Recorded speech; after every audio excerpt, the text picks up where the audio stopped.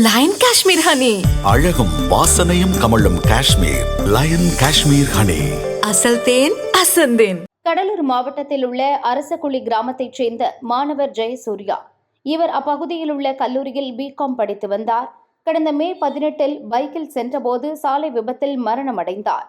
இந்த சம்பவத்தில் ஜெயசூர்யா ஆணவ கொலை செய்யப்பட்டிருக்கலாம் என சந்தேகம் எழுந்துள்ளதாகவும், வழக்கை வேறு விசாரணை அமைப்பிற்கு மாற்ற கோரியும் சென்னை உயர்நீதிமன்றத்தில் மாணவரின் தந்தை முருகன் வழக்கு தொடர்ந்தார். இந்த வழக்கு நீதிபதி வேல்முருகன் முன் விசாரணைக்கு வந்தது. அப்போது மனுதாரர் தரப்பில் வழக்கறிஞர் அரசு கணேசன் வாதாடினார். கல்லூரியில் உடன் படித்த மாற்று சமுதாயத்தைச் சேர்ந்த மாணவியை காதலித்ததால் அந்த மாணவியின் உறவினர்கள் மனுதாரரின் மகனை அடிக்கடி மிரட்டியுள்ளனர். கல்லூரியில் உடன் படிக்கும் மாணவர் பிரவீன் என்பவர் மே 18 வலுக்கட்டாயமாக பைக்கில் ஜெயசூர்யாவை அழைத்து சென்றுள்ளார். பின் வீடு திரும்பவில்லை. பலமுறை மொபைல் போனில் தொடர்பு கொண்டதில் ஒரு முறை போனை எடுத்து பிரவீன், ஜீவன் ஆகியோருடன் இருப்பதாக மனுதாரரிடம் ஜெயசூர்யா தெரிவித்துள்ளார். சிறிது நேரத்தில் மனுதாரரை அழைத்து சாலை விபத்தில் ஜெயசூர்யா இறந்துவிட்டார் என குள்ளஞ்சாவடி போலீசார் அவரது அப்பாவிடம் கூறியுள்ளனர்.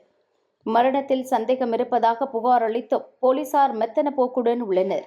எனவே விசாரணையை வேறு அமைப்புக்கு மாற்ற வேண்டும் என அவர் வாதாடினார். அப்போது போலீஸ் தரப்பில் ஆஜரான அரசு வழக்கறிஞர், விசாரணை இன்னும் நடந்து வருகிறது. முதற்கட்ட விசாரணையில் அதிவேகமாக பைக் ஓட்டியதால் விபத்து ஏற்பட்டுள்ளதாக கண்டறியப்பட்டுள்ளது. மரணத்துக்கான காரணத்தை கண்டறிய பிரேத பரிசோதனை அறிக்கைக்காக காத்திருக்கிறோம் என தெரிவித்தார். அப்போது குறுக்கிட்ட நீதிபதி, பாதிக்கப்பட்டவர் விபத்தில் இறந்தாரா அல்லது யாராவது வலுக்கட்டாயமாக அழைத்து சென்று கொலை செய்தனரா என்பதை பிரேத பரிசோதனை வாயிலாக அறிய முடியுமா? பிரேத பரிசோதனைக்கும் சம்பவம் நடந்ததற்கும் எந்த தொடர்பும் இல்லை. முழுமையான விசாரணை மட்டுமே வழக்கில் உண்மையை வெளிக்கொணரும் என்றார்.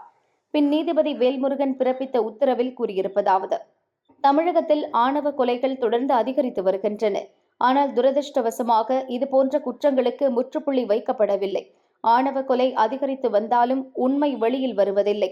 இந்த வழக்கை பொறுத்தவரை மாவட்ட காவல்துறையின் விசாரணையில் நீதிமன்றத்துக்கு சந்தேகம் உள்ளதால் விசாரணையை வேறு அமைப்புக்கு மாற்றுவதற்கு இது பொருத்தமான வழக்கு. மேலும் இது ஆணவ கொலை என்ற சந்தேகம் உள்ளதால் விசாரணை சிபிசிஐடிக்கு மாற்றப்படுகிறது. வழக்கு தொடர்பான ஆவணங்களை 2 வாரங்களில் சிபிசிஐடி வசம் குள்ளஞ்சாவடி போலீசார் ஒப்படைக்க வேண்டும். சிபிசிஐடி நியாயமாக விசாரணை நடத்த வேண்டும் என நீதிபதி உத்தரவிட்டார்.